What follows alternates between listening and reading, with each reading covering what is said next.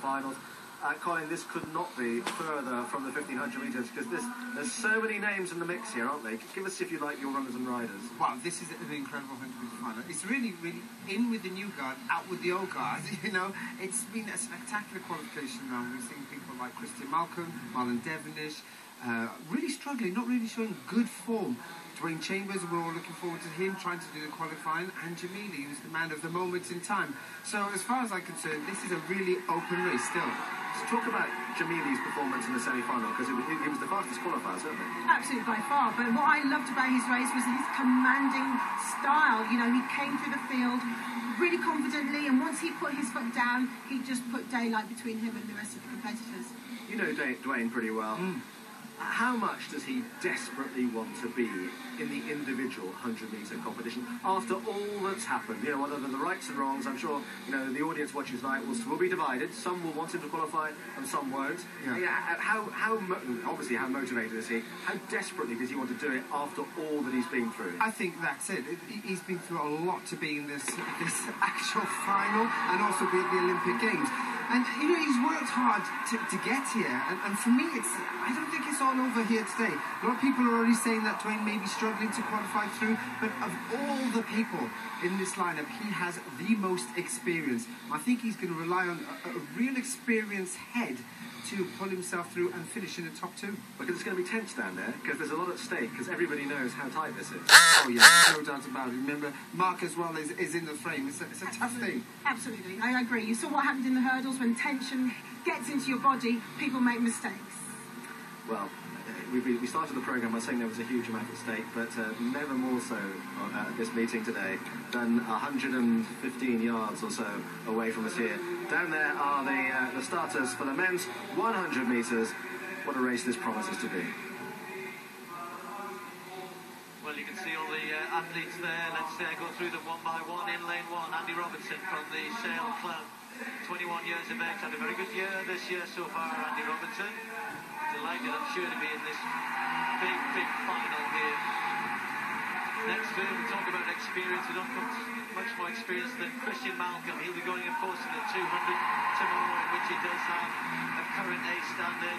We'll be seeing Christian, I'm sure, at the Olympics. Well, at the other end of his career, there's the young man, 18 years of age, Adam Jamili.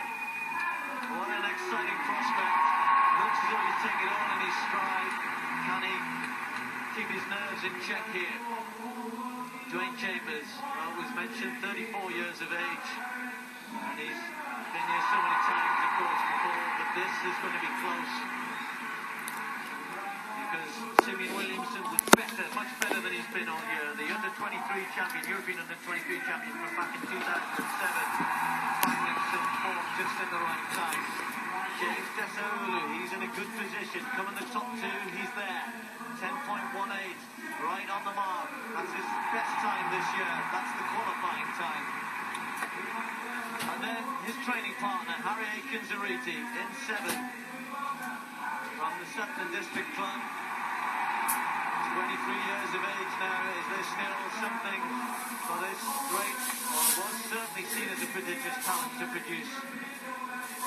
Talking about great juniors. Mark Lewis Francis, 29 years of age now, looks sharp in qualification.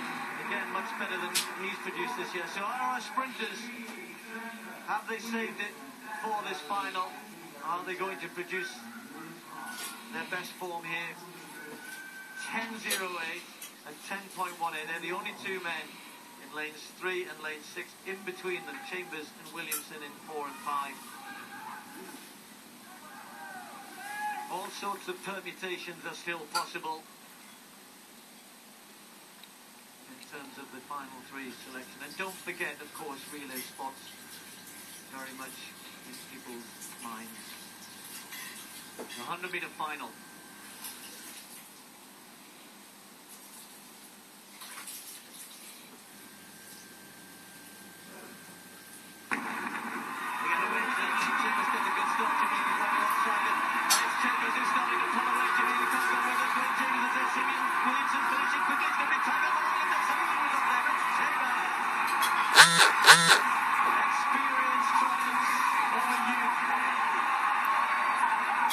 It's not qualified.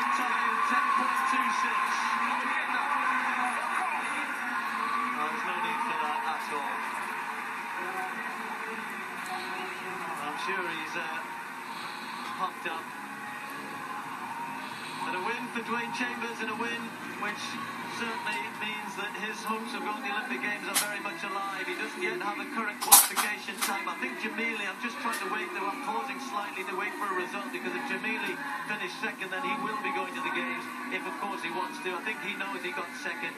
Let's just try and clear that up. Paul, it was a good start from Chambers, and that's probably what won him it in the end. It was certainly his best start here in Birmingham over the course of the last 24 hours. And the first time the youngster, the 18-year-old Jamili, had been behind in any 100-metre race he's run on this track here. And Jamili was coming back, there's no doubt about that. The Chambers, half a metre ahead.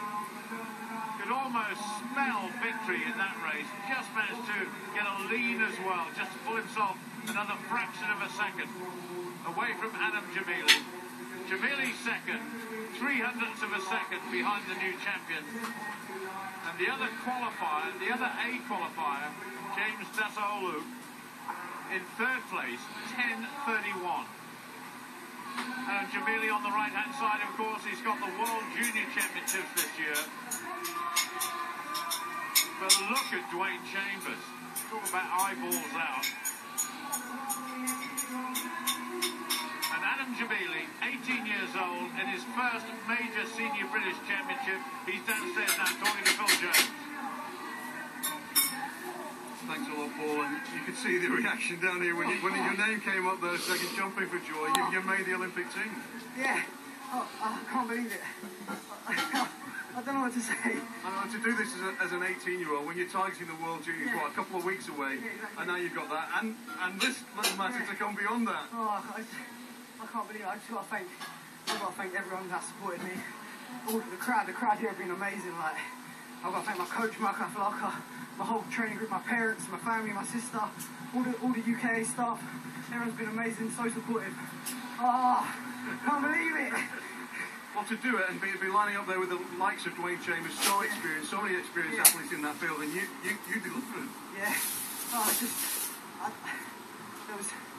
was just trying to go and run, finish in the top two, and then I know I've run the standard already, so I'm happy I've run it. So good to go into the Games. Well, that flag around your neck means you will be going to the Games if you want to. There's all that talk about juniors or that. You're going to go, surely. Yeah, I'm going to talk to my coach and then see what happens and stuff. But yeah, now I've run the standard, finished in the top two. It's going to. I know we've got to talk to my coach and see what it is. We'll see you in London. Oh, thank you so much. Thank you. Indeed, a very happy young man. That second place confirmed, 10.29. Dasaolu, of course, also had that A standard, but couldn't get in the top two, 10.31. He was just out of it. Chambers there, the winner, with 10.25. And again, we do apologise if you heard anything that perhaps you shouldn't have there. But Dwayne Chambers, with the season's best, is the champion. Well, if Adam Jamili's happy, this man's pretty happy too, mate. Congratulations, Dwayne. Thank you. First, I'd like to apologise for my sound. I'm sorry, I got a bit carried away. Perhaps understandable in the circumstances. For you, on the start line today, how much were you thinking about everything else that's happened, and how much you wanted to just say, this is after all the journey that I've been on, I so want to win this? I was so scared because the heat in the semi-final wasn't going well at all. And I had pressure with Simeon coming into shape, Adam Jamili, and all the youngsters that fighting for the spot for the Olympics. And I was absolutely so scared, but I just had experience, and that's what brought me through today.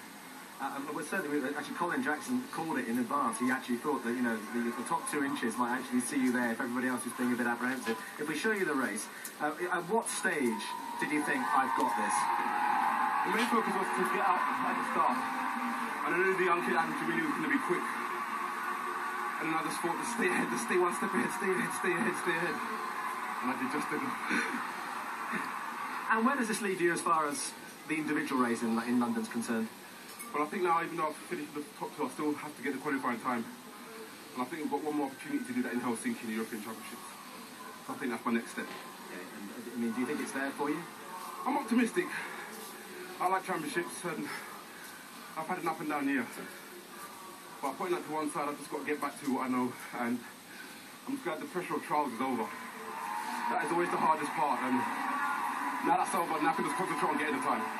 And the final question, in a long and checkered career that's had its ups and its downs, where does that race sit for you?